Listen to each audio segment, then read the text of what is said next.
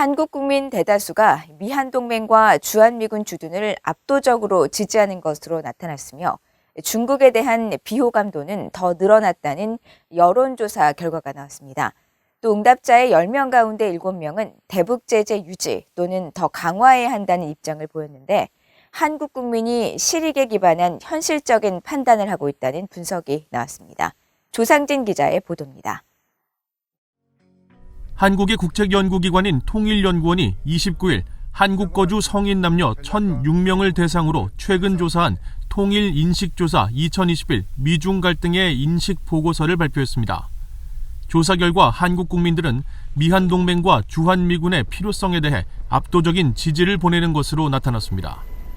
보고서는 93%의 응답자가 미한동맹이 필요하다고 응답했다면서 미한동맹에 대한 한국 국민의 지지가 매우 확고하고 안정적인 것으로 나타났다고 평가했습니다.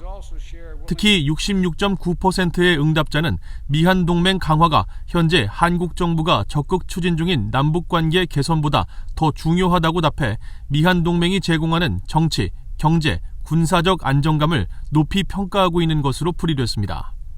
아울러 주한미군에 대해서도 약 90%의 응답자가 한반도 주둔 필요성에 긍정적으로 답했고 통일 이후에도 미군 주둔이 필요하다는 응답은 61%로 지난 4월 조사에 비해 약 10%포인트 증가했습니다.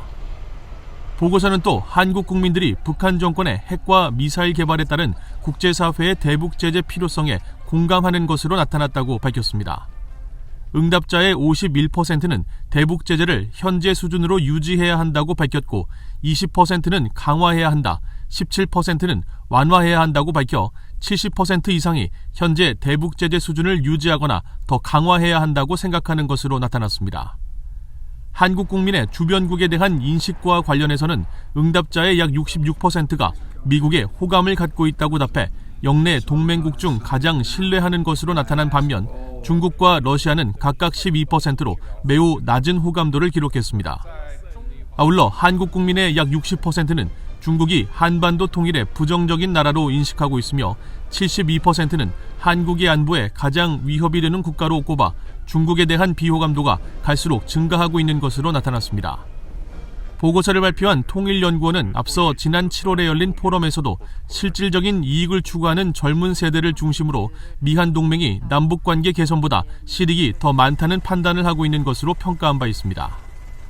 다시 남북관계가 경색되고 그 다음에 또 하나는 그 사이에 사드 배치로 인해서 한중 간의 갈등도 있었고 또 최근에 이제 미중 경쟁이 심화되면서 남북관계의 어떤 발전보다는 더 현실성이 있는 미국과의 어떤 관계 강화를 하는 것이 우리의 실익에 더 부합되겠다라고 많은 국민들이 판단하고 있는 것이 아닌가 생각. 밀레니얼 세대가 굉장히 큰 폭으로 2014년에 비해서 증가했는데 그 이유로는 저는 일단 실익을 중시하는 밀레니얼 세대의 특징과 이 밀레니얼 세대가 민족주의에 기반해서 남북관계를 인식하고 있는 성향이 약화되는 것이 그 원인으로 보입니다.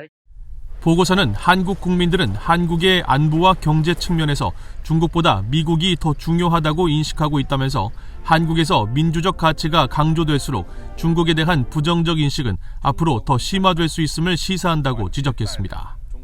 VOA 뉴스 조상진입니다.